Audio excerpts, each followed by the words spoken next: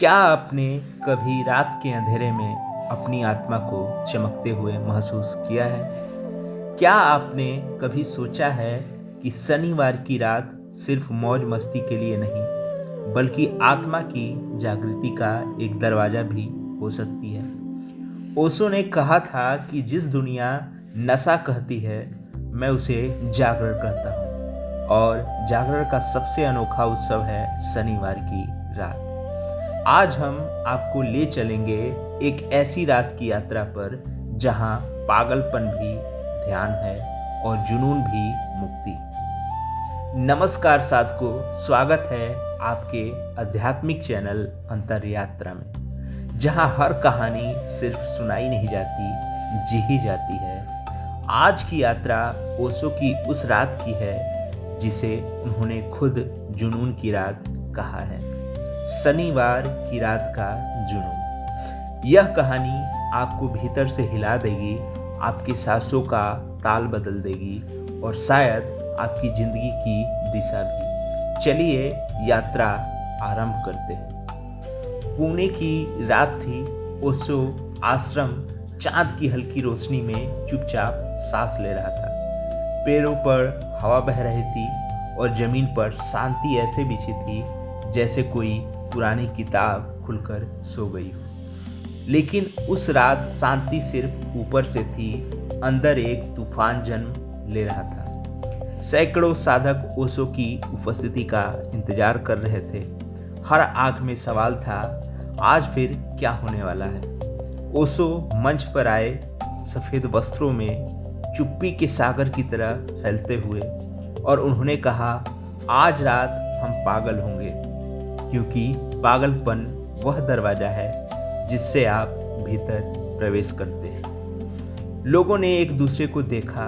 क्या ओशो सच में पागलपन की बात कह रहे थे? लेकिन उन पर भरोसा इतना था कि सवाल को हवा में उड़ा दिया गया।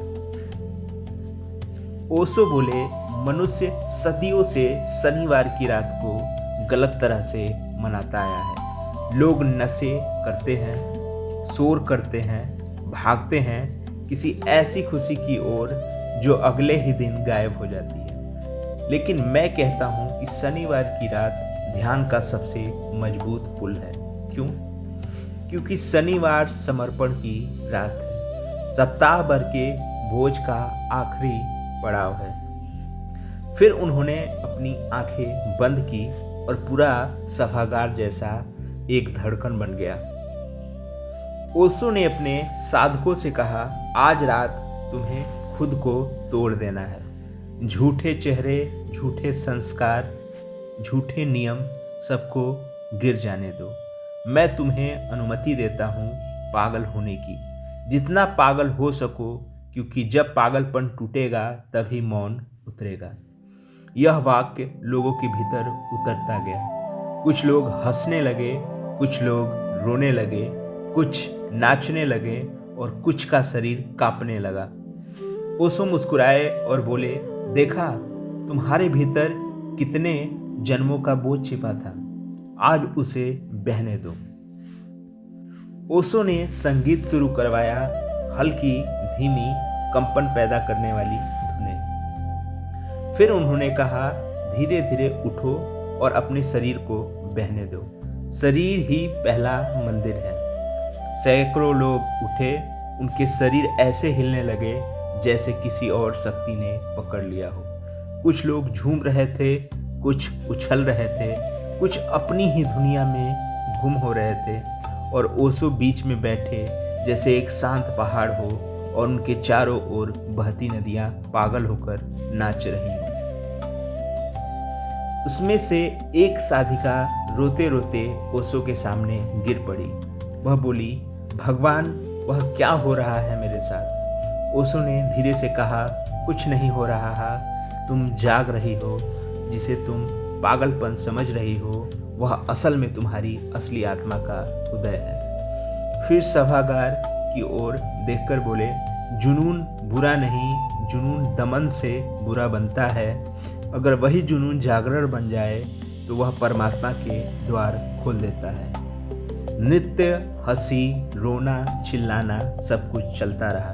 धीरे धीरे एक अद्भुत ऊर्जा जमा होने लगी और फिर ओशो ने अचानक हाथ उठाकर कहा, स्टॉप। संगीत रुक गया, सब रुक गए।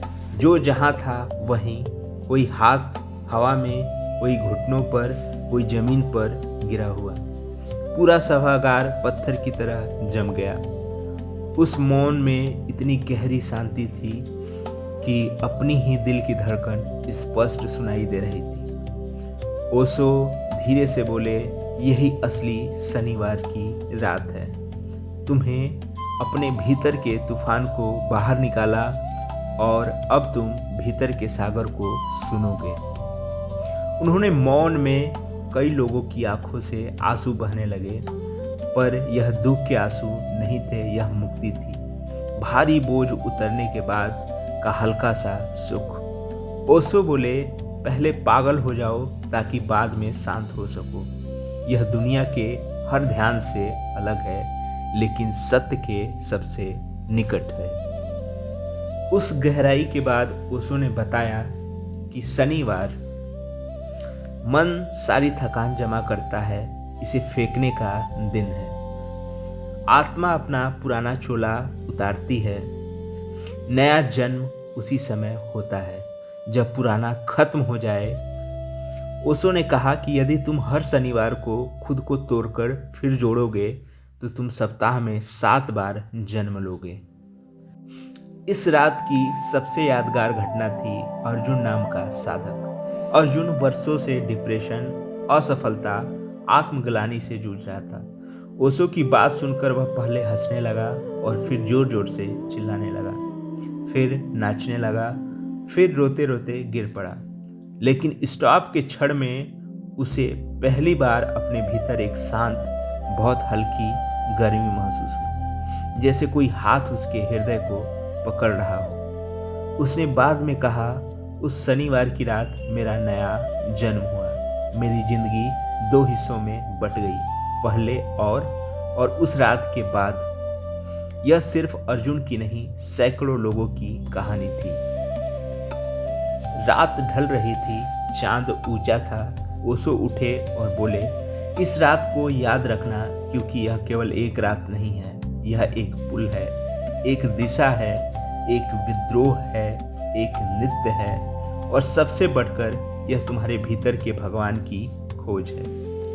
हर शनिवार कम से कम कुछ मिनट ऐसे जियो जैसे दुनिया का कोई नियम तुम्हें रोक न सकता हो, क्योंकि जो भीतर से जिएगा वही मुक्त होगा। लोग मौन खड़े थे, उनकी आंखें चमक रही थी, उनका शरीर हल्का था, उनकी आत्मा जाग चुकी थी। और यही समाप्त हुई ओशो की शनिवार की रात का जुनून। दोस्तों, यह थी ओशो की उस रहस्यमय रात की कहानी जिसे उन्होंने शनिवार की रात का जुनून कहा। ओशो के लिए पागलपन भी मार्ग था, जुनून भी साधना था, और रात भी मुक्ति का द्वार। अगर यह कहानी आपके भीतर कहीं गहराई तक उतरी हो तो अंतर यात्रा को लाइक करें, शेयर करें और सब्सक्राइब करें। कमेंट करके बताइए कि अगली यात्रा किस महान आत्मा की हो। मैं फिर मिलूंगा एक नई गहराई के साथ, एक नई अंतर यात्रा के साथ। तब तक के लिए धन्यवाद।